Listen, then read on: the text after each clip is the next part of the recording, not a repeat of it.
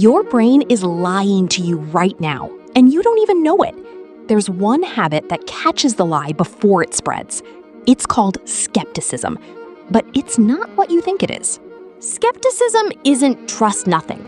It's don't accept a claim just because it sounds true. Demand evidence first. Question it, test it, then decide. Simple? Yes. Rare? Very. Most people confuse skeptics with cynics. Cynics assume everything is false. Skeptics assume nothing until real evidence says otherwise.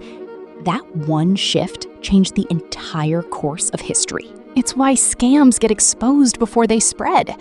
Why just trust me should make you pause every single time. Skepticism isn't doubt for the sake of doubt. It's doubt in honest search of truth. That's the real definition, right there.